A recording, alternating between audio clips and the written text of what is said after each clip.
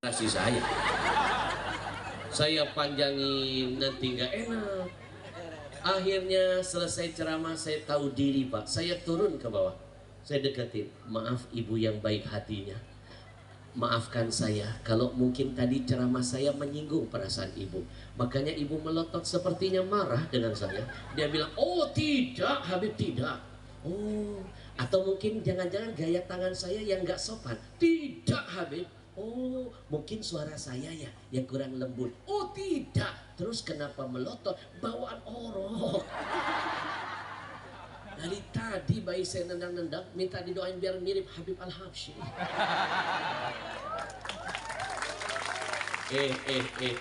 Dia pikir saya senang. Saya malah kalau ada mak-mak hamil bilang, Beb doain biar mirip Habib. Saya malah cemas. Kalau betul-betul mirip bener kan kasihan nanti suaminya curiga. Leres. Jangan nih kesalahan kita, nih kesalahan ibu-ibu hamil ketemu kiai, ketemu Habib, ketemu Gus doain ya biar mirip Gus. Jangan. Nanti suami curiga. Bapak Ibu yang saya muliakan, sekali lagi saya tantang, siap setengah jam lagi senangkan Rasulullah? Siap? Siap.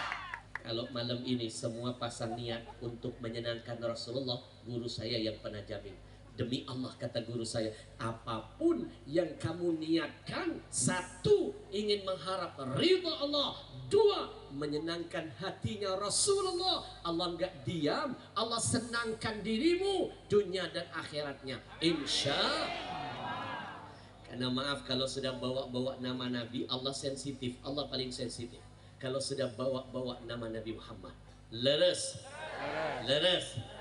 Sekarang sudah sekarang sudah 1 jam nggak terasa ngaji dengan saya, nggak terasa 1 jam. Saya mau tanya, jawab yang jujur dong biar saya makin semangat. 1 jam ngaji dengan Habib terasa tidak? Yang benar, yang kompak dong. 1 jam ngaji dengan saya terasa tidak? Saya yang merasakannya. Bapak Ibu yang dimuliakan Allah, episode kedua, mohon doakan, insya Allah dalam waktu dekat saya akan menyelesaikan 1 lagi buku tulisan saya. Buku ini lahir dari pengalaman ketika berdakwah keliling Indonesia. Apa isinya? Saya akan mengupas setajam silet.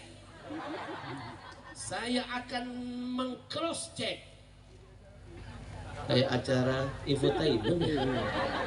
Saya akan membedah ada misteri apa di balik Isra, ada misteri apa di balik Mi'raj yang jarang dikupas, jarang disampaikan, padahal ini penting untuk modal kehidupan kita ke depan. Leres. Nanti ada bukunya, tapi malam ini saya nggak akan ceritakan isi bukunya semuanya, nanti alamat gak beli buku. Malam ini sedikit saja, boleh? Boleh. Saya simpan dulu Isra-nya, nanti di lain kesempatan. Malam ini saya kupas Mi'rajnya.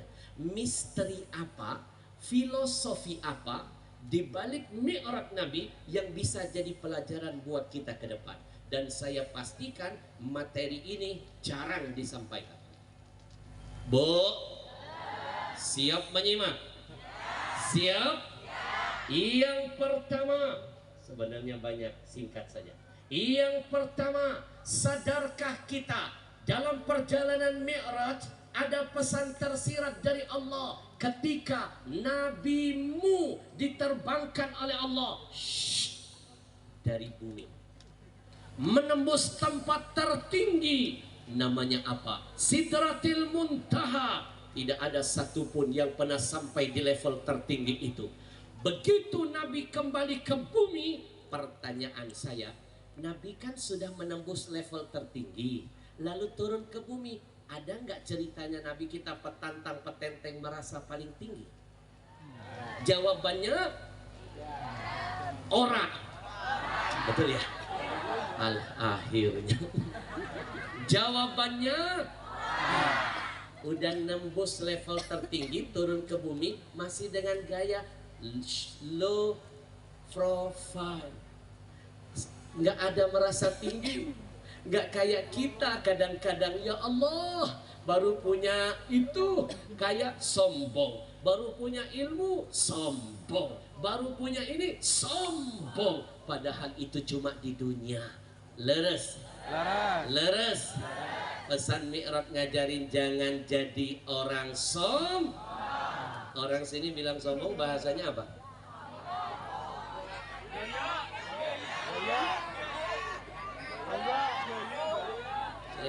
Saya takut salah nyebut. Angga. Sudah. Angga. Apa tuh lucu tuh? Completing. Sudah. Apa? Completing. Sudah. Ini ilmu. Yang pelan-pelan dong. Apa? Completing. Gak pakai ang. Makin aneh. Menus. Completing. Gak pakai. Hilang dong dari tadi. Completing. Gak pakai ang. Ketika Mi'raj, Nabi diterbangkan Allah, bukan hanya menembus level tertinggi Sidratil Muntaha, tapi ada yang lebih dahsyat. Nabimu berjumpa dengan siapa? Allah, Tuhanmu yang maha apa? Maha tinggi. Tapi begitu Nabi kembali ke bumi, Nabi nggak pernah merasa tinggi, Nabi nggak pernah merasa completing. Leres.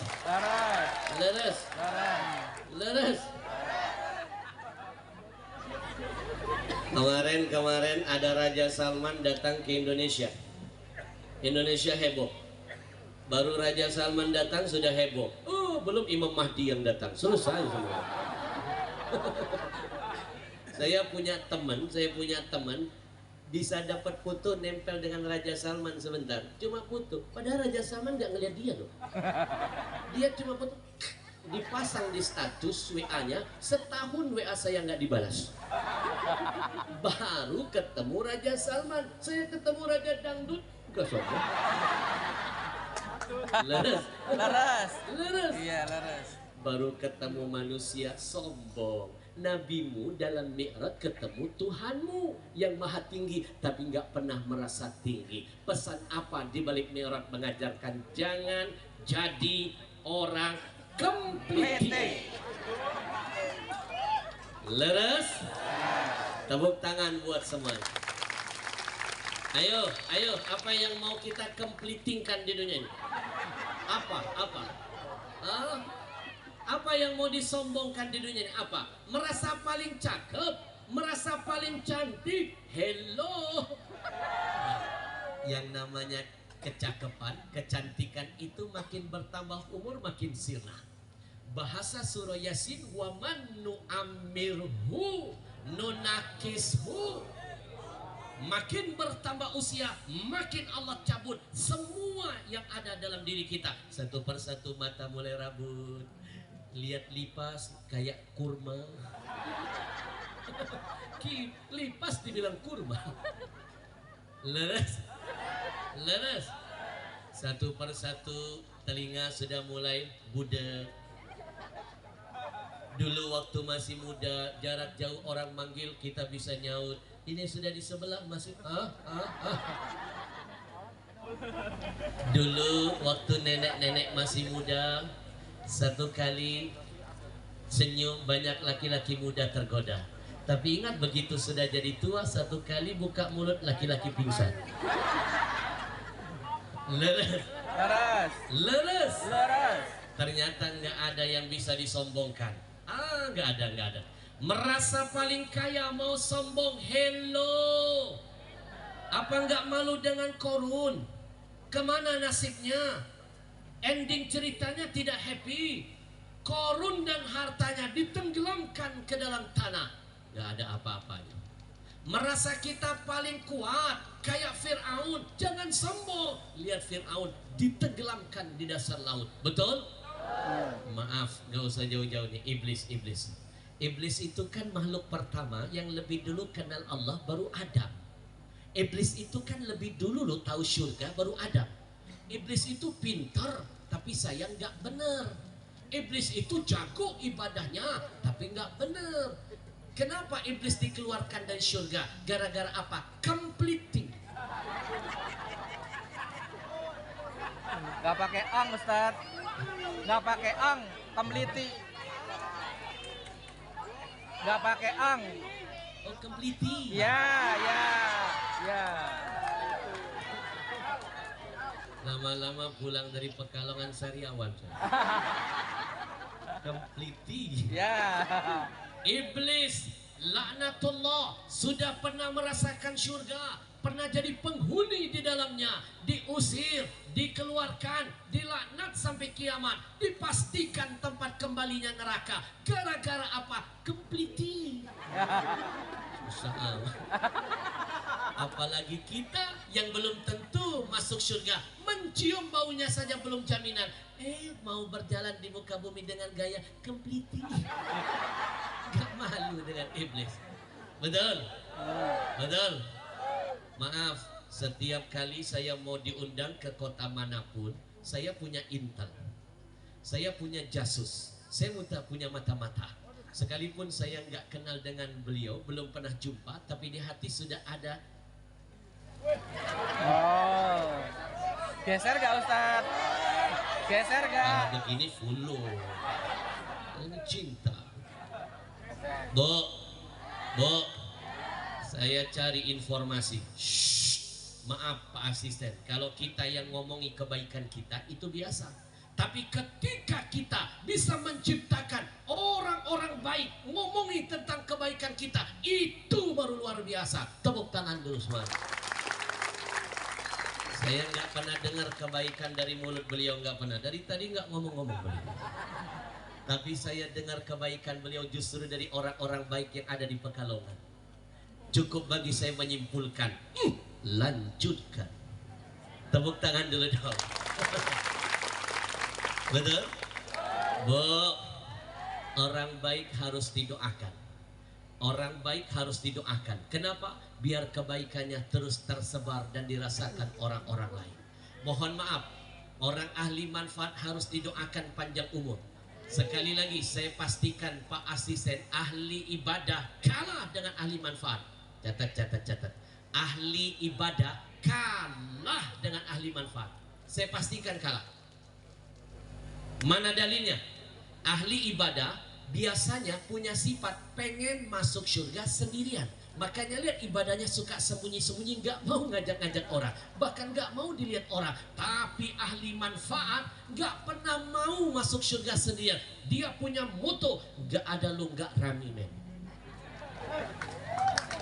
Dia bikin pengajian, dia bikin pesantren, dia bikin rumah tahfidz, dia bikin majelis zikir. Ini konsep ngajak orang masuk surga beramai-ramai. Saya dengar tadi dari beliau, kabupaten yang paling sering bikin kajian-kajian besar seperti ini. Alhamdulillah. Kemarin ngundang Habib Muhammad Syah. Saya dapat bocoran. Setelah itu nggak berhenti mengundang Ustadz Maulana. Jemaah. Hei. Setelah itu ngundang Fikri MZ. Setelah itu ngundang Gus Yahya. Masya Allah. Hari ini makhluk ini yang diundang. Padahal saya nggak ada apa-apanya. Bu,